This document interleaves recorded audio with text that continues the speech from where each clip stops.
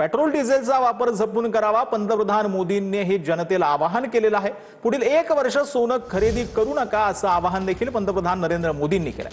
आपल्याला परकीय चलन वाचवायचं आहे असं देखील मोदींनी म्हटलंय। युद्धाचा परिणाम पूर्ण जगात झालाय असं देखील मोदींनी म्हटलंय। खाद्यतेलाचा वापर कमीत कमी आणि जपून करावा असं आवाहन पंतप्रधान मोदींनी केलेलं आहे। आपल्याला परदेशी प्रवास कमी करावा लागेल असं आवाहन मोदींनी केलंय। कच्चं तेल वाचवण्यावर आपल्याला भर द्यायचा आहे असं देखील मोदींनी म्हटलंय। भारतावर युद्धाचा परिणाम होत आहे अशी कबुली देखील पंतप्रधान नरेंद्र मोदींनी दिली आहे। पेट्रोल डीजल का संयम से इस्तेमाल करना, हमें पेट्रोल डीजल का उपयोग कम करना होगा। शहरों में जहां मेट्रो है वहां हम तय करें कि हम मेट्रो का ही उपयोग करेंगे। जिन लोगों के पास इलेक्ट्रिक व्हीकल है वो भी कोशिश करें कि इलेक्ट्रिक व्हीकल का ज्यादा से ज्यादा उपयोग करें। अगर हमें कहीं सामान भेजना हो तो कोशिश करनी है कि वह ज्यादा से ज्यादा रेलवे गुड्स के जो ट्रेन होती है रेलवे की सर्विसेज से भेजें, ताकि इलेक्ट्रिक रेलवे होने के कारण पेट्रोल डीजल की जरूरत नहीं पड़ती है। खाने के तेल का भी है, इसके आयात के लिए भी बहुत बड़ी मात्रा में हमें विदेशी मुद्रा खर्च करनी पड़ती है। हर परिवार अगर खाने के तेल में खाने का तेल का जो उपयोग करता है अगर वो कुछ कमी करे, मैंने बार बार कहा है 10% कम करो। अगर हम तेल खाना कम करें ना तो भी वो देशभक्ति का बहुत बड़ा काम है। इससे देश के खजाने का स्वास्थ्य भी सुधरेगा और परिवार के हर सदस्य का स्वास्थ्य भी अच्छा रहेगा। देश हित में हमको ये तय करना पड़ेगा कि साल भर तक घर में कोई भी फंक्शन हो, कोई भी कार्यक्रम हो, हम सोने के गहने नहीं खरीदेंगे, सोना नहीं खरीदेंगे।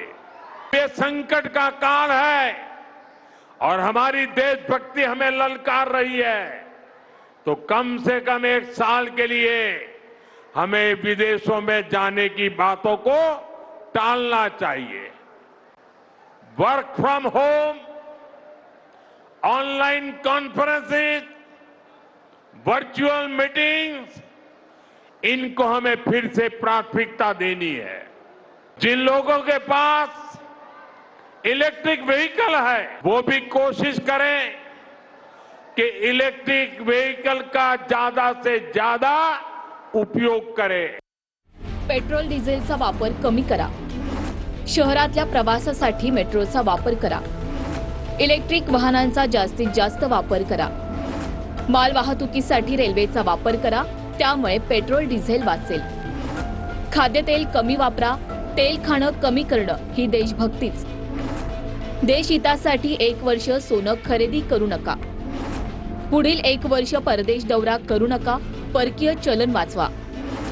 वर्क फ्रॉम होमला पुन्हा प्राथमिकता देण्याची गरज।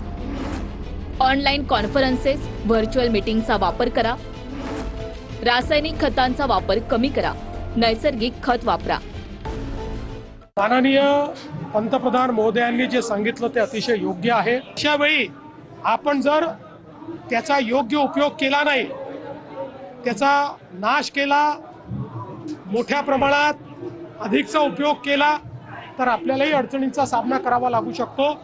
आवश्यकतेनुसारच उपयोग हे जे प्रधानमंत्री मोदयांनी सांगितलंय ते सर्वांनी पाळावं असं आमचं आव्हान आहे। पंतप्रधान नरेंद्र मोदीजींनी आधीपासूनच स्वदेशी या विषयावर जास्त भर दिलेला आहे। आपल्या देशातला पैसा आपल्या देशातच राहावा आणि आपल्या देशातल्या उत्पादनाला त्या ठिकाणी महत्त्व द्यावं। प्रत्येक गोष्ट वापरताना स्वदेशी वापरावी। आपल्या देशाचा कमाईचा पैसा विदेशात जाऊ नये ही भूमिका पंतप्रधान नरेंद्र मोदींची आहे आणि या भूमिकेचं समर्थन आणि या भूमिकेला सहकार्य पूर्ण भारतीय करताच आहे, हे महत्त्वाचं आहे. सारखं कुठलं तरी एखादं युद्ध सुरू होत आहे आणि त्याची तीव्रता संपली तरी ते चालू जात आहे. मोदीजींचा देशाला हे आव्हान आहे की आपण दुसऱ्या देशातून येणाऱ्या मालावर डिपेंड राहणंच कमी करूया. यातून आपलं चलनही वाचेल.